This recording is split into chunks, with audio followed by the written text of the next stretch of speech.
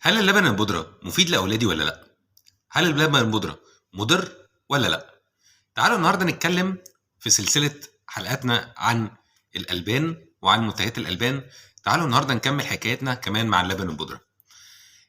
اللبن البودرة يا جماعة معروف من زمان جدا وبماركاته المتعددة، وكان طبعا في الفترة اللي هي من فترة الثمانينات لحد التسعينات كان لبن البودرة بيجي دايما مستورد، إلى أن بدأت الشركات محلية الصنع في مصر وفي الوطن العربي تبتدي تعمل منتجات لبن بودرة بنفس كفاءة اللبن المستورد وبسعر أقل. تعالوا بقى النهاردة نتكلم بالتفصيل عن إيه هو اللبن البودرة وإيه النوافع بتاعته وإيه المضار بتاعته.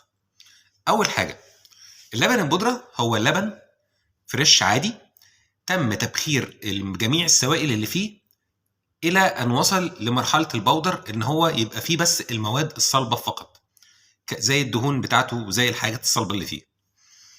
ده باختصار اللبن البودرة.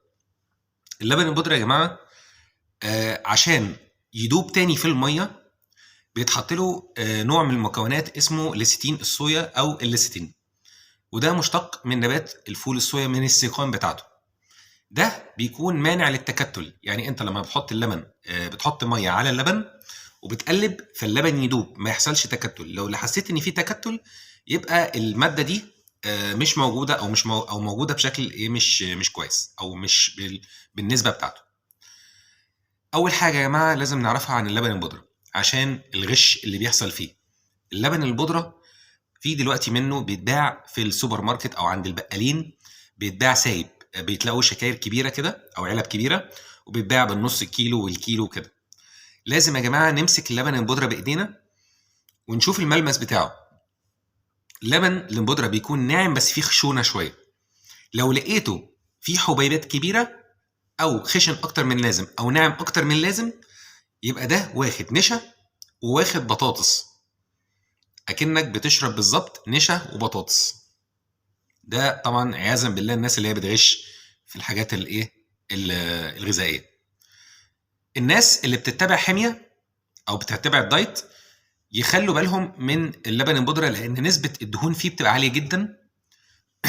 فخلوا بالهم يعني لو هم بيتبعوا نظام غذائي يبعدوا عن اللبن البودره او يستخدموه بشكل يعني بمحاذير مختلفه، يعني ما يحاولوش يكتروا منه. بالنسبه للناس اللي عندها كوليسترول او مشاكل في القلب يستشيروا الدكتور بتاعهم عشان هو اللي يقول لهم تشربوا انهي نوع لبن بودره، لان اللبن البودره عالي جدا بالدهون، نسبه الدهون والكوليسترول الضار فيه كبير جدا. فلازم ان انتوا تخلوا بالكم لو انتوا عندكم تاريخ مرضي مع المرضين دول. ربنا يعافينا واياكم. حاجه كمان لازم يا جماعه ننوع، لو احنا هندي اطفالنا لبن او منتجات البان او بتكلم عن اللبن ننوع مصادره، يعني ما نمشيش على مصدر واحد طول عمرنا. يعني ما نمشيش على اللبن بودره بس، ما نمشيش على اللبن الطويل الاجل بس، نحاول نديهم لبن فريش، لبن بودره، لبن طويل الاجل، لبن مبستر، واحنا كده يعتبر غطينا الاربع انواع دول في الفيديوهات بتاعتنا. عشان الناس او عشان اطفالنا ياخدوا ويستسيغوا طعم اللبن بمختلف اشكاله. اللبن البودره يا جماعه اتكلمنا عن المضار اللي فيه. النوافع بتاعته، اللبن البودره غني جدا بالدهون، غني جدا بالفوائد الباقيه للبن، بس ناقصه حاجتين: الانزيمات والفيتامينز. هتلاقوا دايما مكتوب تحت الشعار بتاع اللبن ان هو مدعم بالحديد او مدعم بفيتامين د. ده ليه يا جماعه؟ لان ساعه التبخير بتاعته بيحصل هدر بنسبه 90% من الانزيمات ومن الفيتامينز، وده بيؤدي للانتفاخ وعسر الهضم عند الاطفال، وخصوصا الاطفال اللي هو من بعد 5 سنين. فلازم برضو نخلي بالنا.